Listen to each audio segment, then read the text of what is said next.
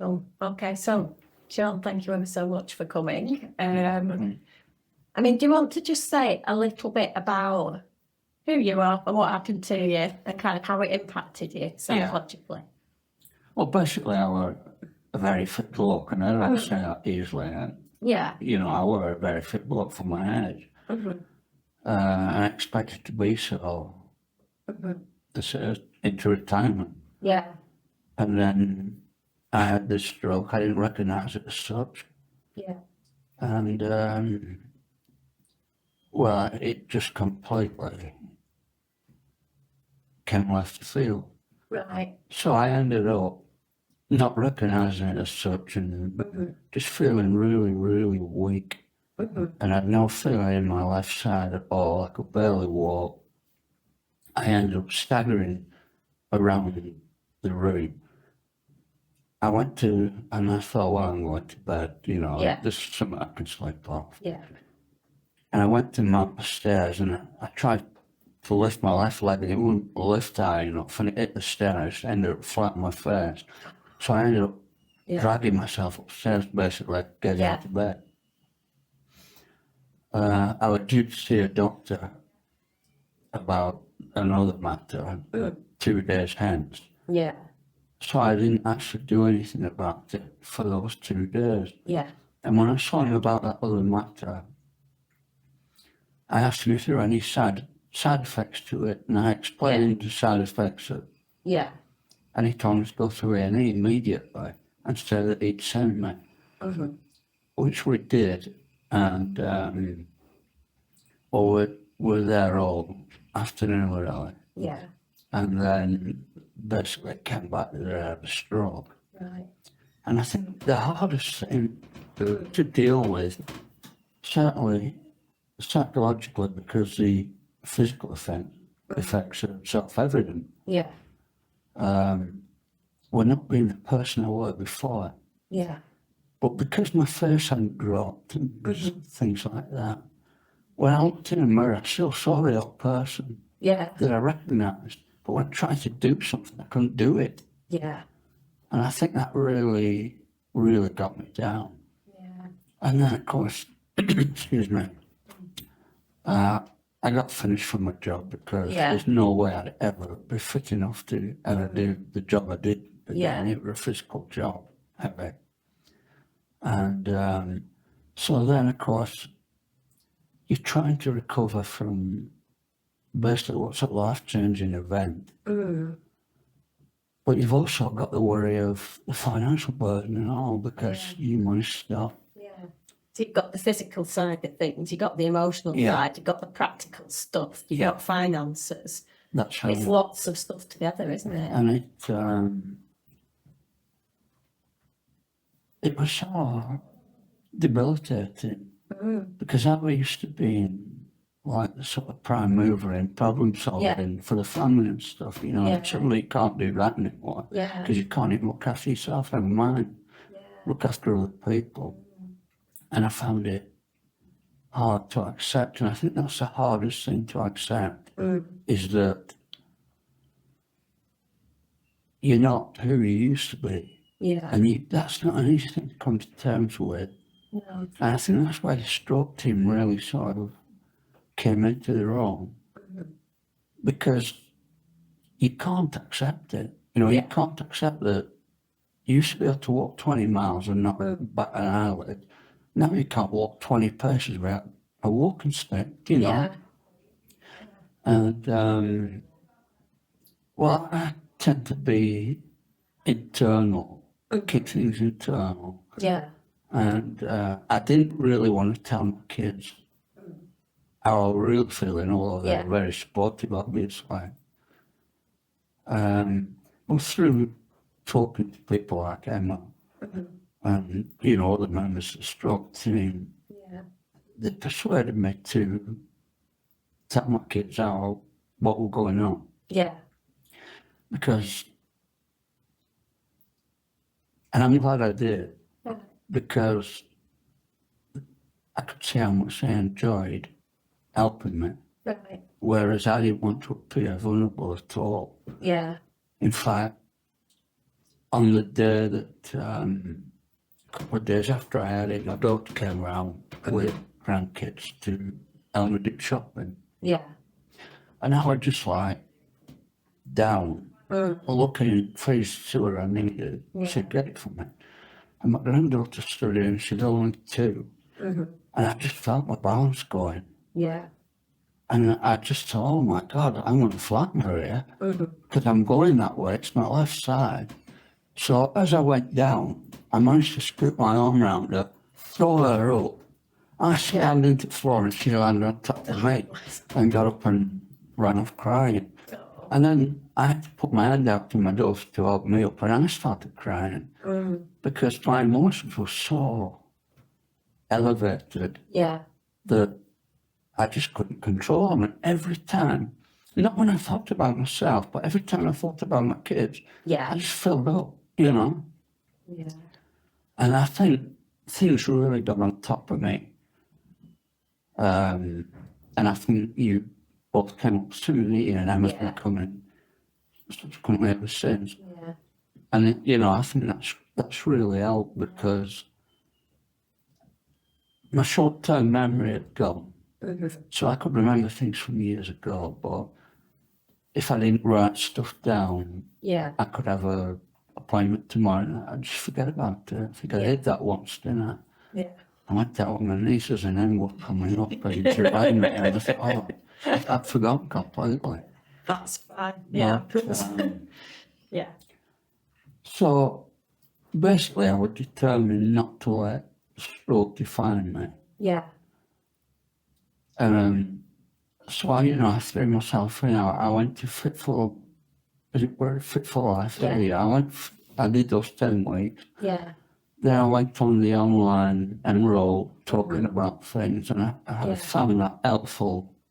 Certainly the cafe enrolls where you actually talk to members of the stroke team and other people. Yeah. Because I thought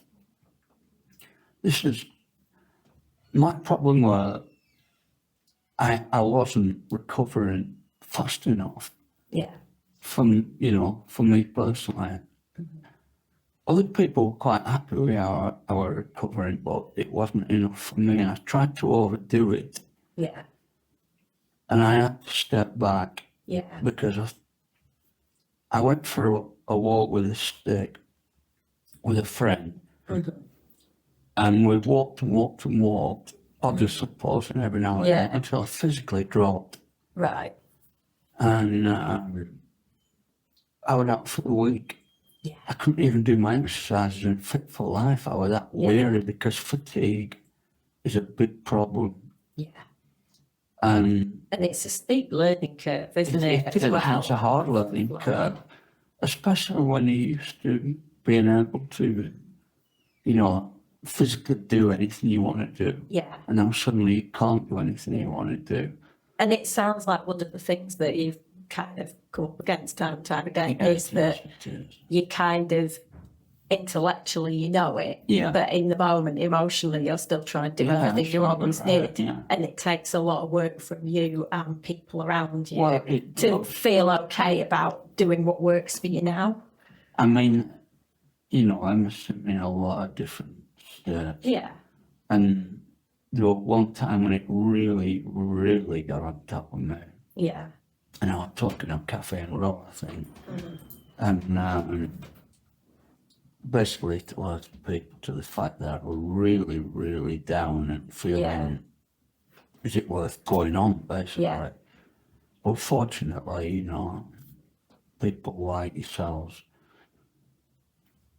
talking's good. Yeah. Yeah. It's better than, I'm lucky in a way because I've got a good support system around me. Yeah. I've got kids, I've got a brilliant neighbour who's helped a lot. And it sounds like that's one of the other things is around getting the confidence to use your own support system, not just it's always us supporting you. It's having that as well. It is in a way. But I mean, if you weren't here, I don't think I'd have made it through without the stroke thing, to be honest. In every aspect, they've been absolutely brilliant. I'm not just saying that. Yeah. I genuinely mean it. Yeah. But I mean, I'm not where I want to be now. I'm No. still walking my stick. I still get fatigued so easily. Yeah. I've tried to do too much and I've paid the price for it. You know, basically falling on my face and what have you. Yeah. And it's just the hardest thing to accept that you can't do what you used to be able to do. So you're not this person anymore, you're this person. Yeah. But you still think of yourself as this person. Yeah. And you got to find that So middle finding ground that, somewhere. that middle ground, and also recognising that middle ground actually Yeah. is okay, and you're still Yeah, okay as a I suppose. person, even if it's not the same. I don't even think I'm there yet. Yeah. But I do recognise now Yeah. that I'm not going to be this person anymore. Yeah. This is, and I said this to somebody online, that you're not this person anymore, you're this person. Yeah. So you can't expect to do what this person could do. Yeah. But what you can do is just try as hard as you can Yeah. without being, crazy about it. Try and improve on what this person can do and Yeah. take it forward like that. Yeah. And that's it really, Yeah.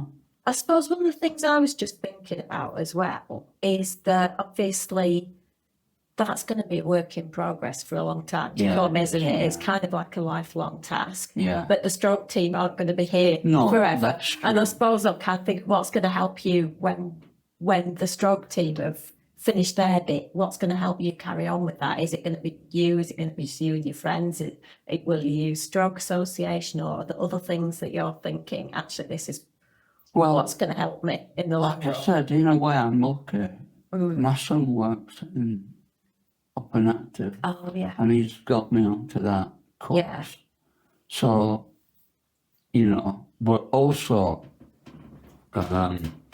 he wants me to join the gym under supervised training as well, Yeah. and perhaps attend more than one class. I think I was saying this to him the other day. So when, obviously people have strokes all the time, different people need Yeah. help, don't they? Yeah. So you can't, it's not practical to, obviously, going forward. So I think that'll help me in a way. Right. That's good. Yeah. Keeping active, Yeah. just trying to keep, and it still annoys me because when I do get tired, I start to feel this leg start to drag. I lose dexterity in this hand. Yeah. So you can tell when you've reached your limit. Oh yeah, Yeah. and also my memory starts clouding. Yeah. And I've noticed during, these classes I'm doing Up and Active, that some of the exercises we do, this arm's nowhere near as strong as it used to Right. be. Yeah. So if I start doing bicep curls with Yeah. 2 orange weights, for instance, which are the heaviest, Yeah. halfway through I've got to switch this arm to a green weight because I Yeah. just can't maintain it. It's all over the place. So like you have that. to adapt. Yeah. Yeah. But yeah, I mean, I were in a bad place. I'm still not in a brilliant place because it's 6 months further down the line Yeah. and I'm still struggling to try and get my finances in place. Yeah. But, like Emma's given me some techniques to use for, and I used to be so good at that, and this is what really, really I find debilitating, because I was so good at just stepping back if I had a Yeah. problem, thinking about it and approaching it. I can't do that anymore. And also, I can't deal with stress like I used to be able to. But I think you recognise that you have to deal with things differently, you have to approach things differently. Yeah. And it's just finding the thing that captures that and gets you to do it, and then you do it. Yeah. Yeah. Yeah, like I said, I've got a brilliant neighbour who's helped me with That's a lot of things that I wouldn't have been able to deal Yeah. with in my mental state as it is now. Yeah. So, I have got that support. So people are on their own, I feel sorry for. Yeah. And that's where would imagine that stroke team really comes in because that's the point of contact. Isn't Yeah. it? Rather than, I mean, I was feeling isolated. I was feeling I was the only one. Why aren't I getting better? You know, I've always had great recuperative powers. What's happened to them? Yeah. And, you know, and that, because I've just forgotten where we're going then, and that's a stroke, isn't it? That's, You know, I've just lost that, where we're going. but I think you're talking about some of the stuff that's setting you up to carry on with that recovery in the long Yeah. term after we've gone, aren't we? Yeah, well, Yeah. that's true. And I have got, as I said, I'm fortunate in the regard that my son works with stroke Yeah. patients and other Yeah. types of patients. Yeah. He knows what he's doing. He's really good at his job. So, you know, I have got that. Yeah. So, You have got a lot of strengths. yeah, well, Strengths and support. yeah. Yeah. Yeah, because, as I say, I was determined not to let it define me, you know. I just want to sit down and just waste away. I was determined to remain active, to Yeah. recover as much as I can. I'm still determined to do that. And I think you still are. I am, Absolutely. Yeah. but it isn't happening as fast as I would like it to. Yeah, But unfortunately, that's a fact of life now. it is. Yeah. Yeah. But it's still progressing, so that's good. Yeah, it's just still Yeah. progressing. It is. That's great. Shall we press pause? Is that all right?